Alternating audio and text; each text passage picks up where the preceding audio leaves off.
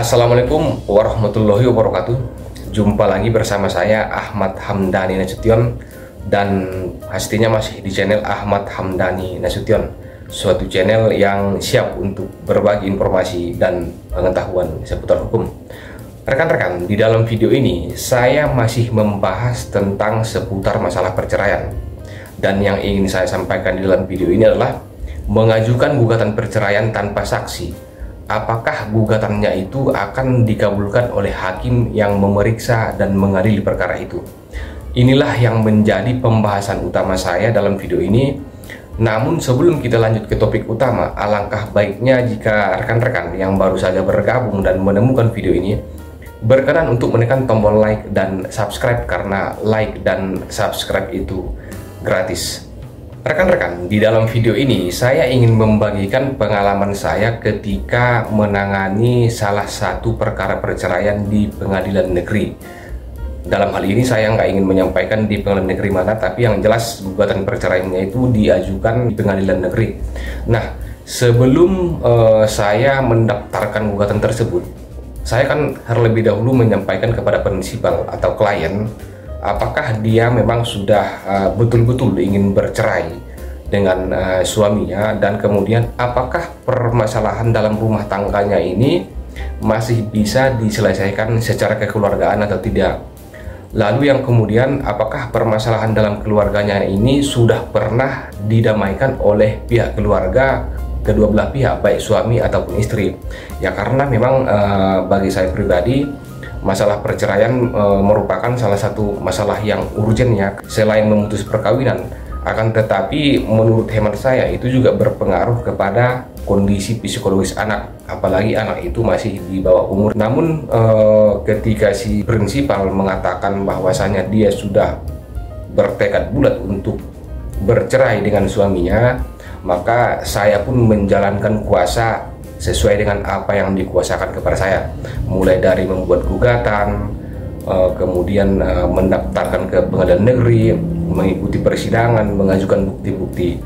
Namun rekan-rekan, saya sudah menyampaikan kepada beliau, ada nggak kira-kira saksi yang bisa kita hadirkan untuk mendukung dalil-dalil gugatan kita di persidangan? Nah, setelah saya sampaikan kepada beliau sebagai prinsipal saya, dia mengatakan bahwa saya nggak ada saksi bang untuk diajukan di persidangan. Kira-kira bisa nggak kita buat surat pernyataan bahwasanya saya dengan suami saya sudah sepakat untuk bercerai? Ya, karena kita pun sudah tidak ada kerukunan, sudah tidak ada kecocokan akibat pertengkaran yang terus-menerus. Jadi mendengar dia seperti itu, ya sudah dibuatkan saja surat pernyataannya itu. Akan tetapi surat pernyataan itu ditandatangani oleh kedua belah pihak, yaitu ditandatangani suami dan ditandatangani istri. Dan kemudian teman-teman, surat pernyataan ini kami jadikan bukti di persidangan sebagai sebagai pengganti saksi ya. Artinya memang kita tidak bisa menghadirkan saksi sesuai dengan apa yang saya inginkan, karena memang saksi ini kan sangat penting untuk mendukung dalil-dalil gugatan kita. Intinya teman-teman, pada saat persidangan itu kami tidak menghadirkan satu orang saksi pun. Lalu yang menjadi pertanyaan, ketika kita mengajukan gugatan perceraian namun tidak mengajukan saksi, apakah gugatan perceraian itu akan dikabulkan oleh hakim?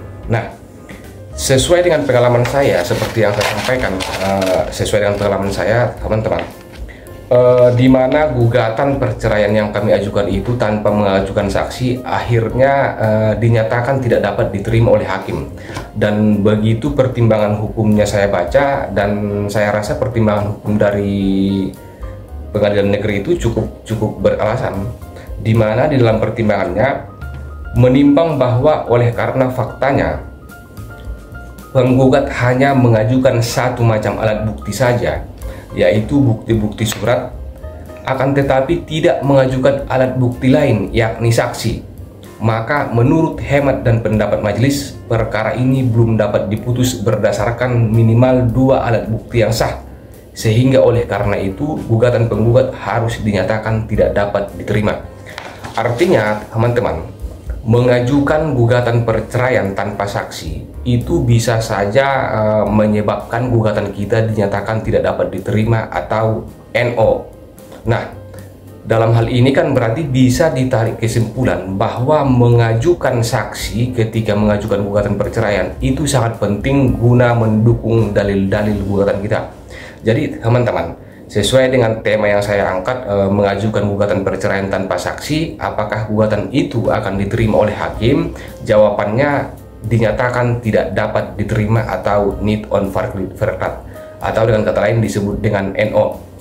Mudah-mudahan apa yang saya sampaikan di dalam video ini bermanfaat bagi rekan-rekan, khususnya rekan-rekan advokat yang berkecimpung di dunia hukum, untuk menambah wawasan, pengetahuan, dan pengalaman dalam menangani suatu perkara, sekaligus masyarakat umum yang ingin mengetahui hukum perceraian, di mana ketika kita mengajukan gugatan namun gugatan itu tidak didukung dengan keterangan saksi atau dengan kata lain tidak menghadirkan keterangan saksi, berakibat gugatan kita itu dinyatakan tidak dapat diterima.